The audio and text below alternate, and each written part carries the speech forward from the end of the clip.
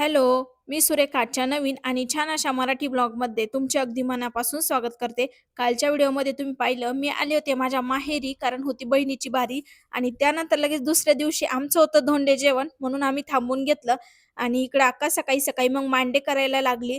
मांडे करताना खापराला आधी पोचारा देऊन घेतला आणि त्यानंतर तिने ना पीठ मळून घेतलं आणि हे मांड्यांचं पीठ बघा कसं मळायचं असतं म्हणजे एकसारखं असं तिंबून-तिंबून मळायचं असतं.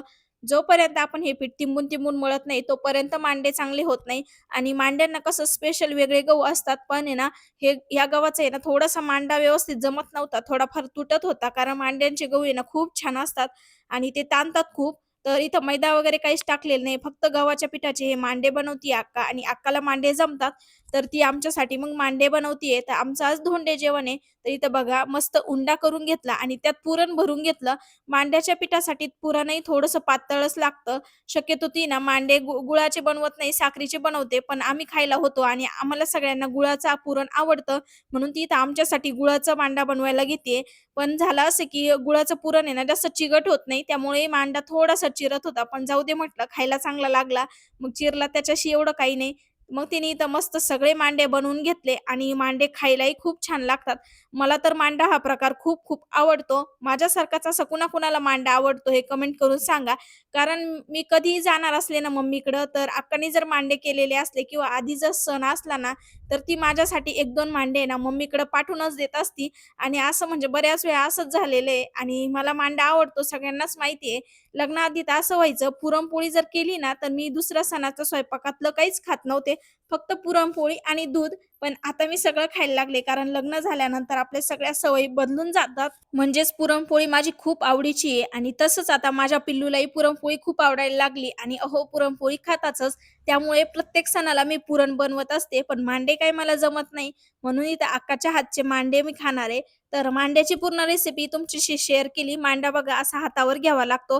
तेव्हा तो खूप मोठा होतो आणि पातळ होतो. पातळ झाला की मांडा खुसखुशीत लागतो आणि खायलाही म्हणजे कोरडाही खूप छान लागतो किंवा तूप लावून किंवा दुधामध्ये किंवा काही-काही जण गुळवण्यात पण खातात. तर अशा प्रकारे मग मांडे तयार झाले.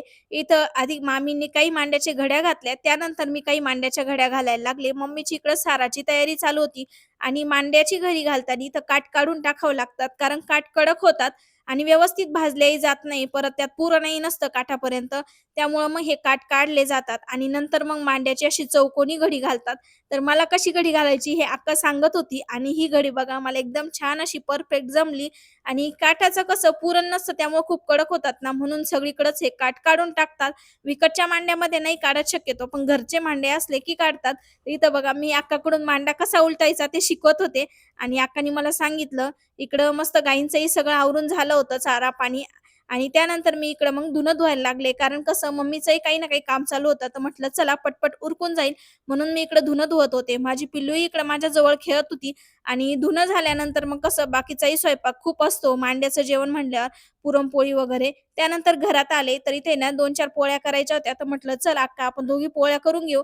तर मी तिला लाटून दिल्या आणि तिने सगळ्या पोळ्या मस्त भाजून घेतल्या. सगळ्यांचं काही ना काही काम चालू होतं त्यामुळं आणि हा स्वयंपाक कसं लवकर होणं गरजेचं होतं. कारण पुरणाचा स्वयंपाक म्हटलं आणि उशीर झाला की जेवणही अजिबात जात नाही.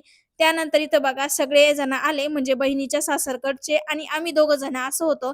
तर आधी ना इकडं माणसांना ताटं केले. त्यांचे जेवण वगैरे झाले. नंतर आम्हीही जेवण करून घेतले. त्यानंतर मम्मीने इकडं धोंडेदानासाठी असं ताट, तांब्या, वाटी सगळं काही आणलेलं होतं आणि त्यात एक निरंजनी.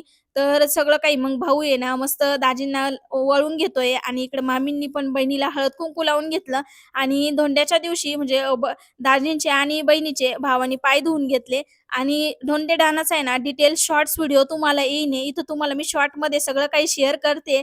तर इथं त्यानंतर दाजींचं आणि बहिणीचं झालं. त्यानंतर आम्ही दोघं बसलो आणि इकडं पाय धुताना बघा थोडंसं असं मजाक मस्ती आमची चालू होती. तर याचा आहे ना डिटेलमध्ये शॉर्ट व्हिडिओ तुमच्याशी मी शेअर करेलच. तुम्हाला तसं तर धोंड्याचा व्हिडिओ खूप उशिरा शेअर होतंय. पण असो माझंही थोडंसं काम चालू होतं महत्त्वाचं. ते काय आहे तुम्हाला 1-2 दिवसाच्या व्हिडिओमध्ये समजेलच. त्यामुळं हा व्हिडिओ शेअर करायला उशीर झाला.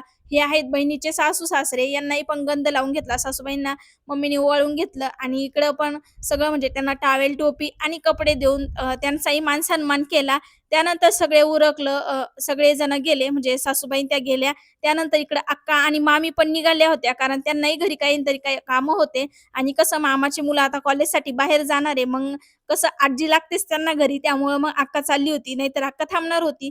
चला तर मग ते सर्वजण गेले आणि आता इकडे आम्हालाही निघायचं होतं, तर आमचीही निघायची तयारी झाली. चला, तुम्हाला हा व्हिडिओ कसा वाटला कमेंट करून सांगा आणि आवडला तर लाईक करा. हाईपचं ऑप्शन देखील प्रेस करा. बाय.